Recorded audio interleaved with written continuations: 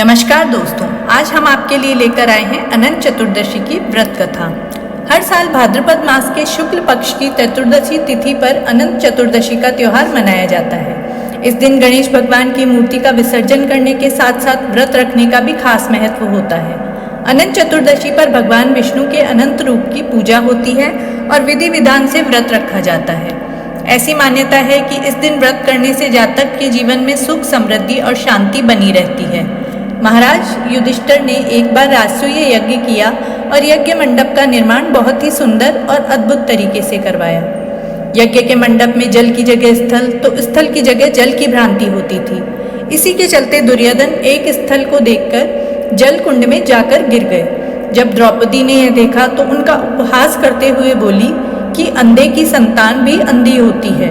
इस कटु वचन को सुनकर दुर्योधन बहुत आहत हो गए और अपने अपमान का बदला लेने हेतु उसने युधिष्ठिर को द्यूत यानी जुआ खेलने के लिए बुला लिया।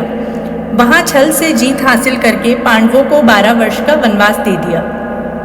वन में रहते वक्त उन्हें अनेक प्रकार के कष्टों को सहना पड़ा। फिर एक दिन वन में भगवान कृष्ण युधिष्ठिर से मिलने के लिए गए। तब युधिष्ठिर ने उन्हें अपना सब हाल विस्तार से बताया और इस विपदा से निकलने का मार्ग दिखाने के लिए कहा। इसके उत्तर में भगवान कृष्ण ने युधिष्ठिर को अनंत चतुर्दशी का व्रत करने के लिए कहा। उन्होंने व्रत के बारे में बताया कि इसे करने से खोया हुआ राज्य भी प्राप्त हो जाएगा। वार्तालाप करने के बाद कृष्ण जी युधिष्ठिर को यह कथा सुनाने लगते हैं। तो आइए सुनते हैं अनंत चतुर्दशी की व्रत कथा। श्री कृष्ण ने कहा, प्राचीन काल में एक ब्राह्मण था और उसकी एक सुशीला नामक की कन्या थी। जब कन्या बड़ी हो गई तो ब्राह्मण ने कौंडिन्य ऋषि से उनका विवाह कर दिया। विवाह संपन्न होने के बाद कौंडिन्य ऋषि अपने आश्रम की तरफ चले। मार्ग में रात होने पर वह नदी के किनारे आराम कर रहे थे। तभी सुशीला के पूछने पर उन्होंने अनंत व्रत का महत्व बताया। इसके बाद सुशीला ने उसी स्थान पर व्रत का अनुष्ठान कर 14 गांठों वाला डोरा अपने हाथ में बांध लिया। इसके बाद वह अपने पति के पास आ गई। कौंडिन्य ऋषि ने सुशीला के हाथ में डोरे बंधे देखे तो उन्होंने पूछा कि यह क्या है।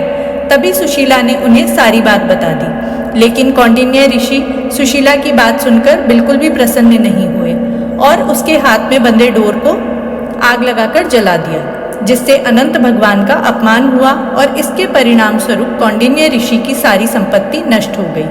सुशीला ने इसके पीछे का कारण डोर का आग लगना बताया।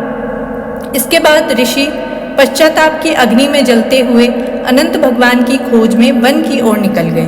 वहां भटकते भटकते वह निराश होकर गिर पड़े और बेहोश हो गए। भगवान अनंत ने उन्हें तब दर्शन दिया और कहा कि मेरे अपमान के कारण ही तुम्हारी यह दशा हुई है और ये सारी विपत्तियां आई हैं। लेकिन अब तुम्हारे पश्चाताप से मैं प्रसन्न हूँ और अब तुम अपने आश्रम में वापस जाओ और 14 साल तक मेरे इस व्रत को विधि विधान से करो। ऐसा करने से तुम्हारे समस्त कष्ट दूर हो जाएंगे। इसके बाद कौंडिन्य ऋषि ने वैसा ही किया जैसा भगवान ने कहा था। इससे उनके सभी कष्ट दूर हो गए और उन्हें मोक्ष प्राप्त हो गया। युधिष्ठिर ने भी श्री कृष्ण की आज्ञा से अनंत भगवान का व्रत किया, जिससे महाभारत के युद्ध में पांडवों को जीत प्राप्त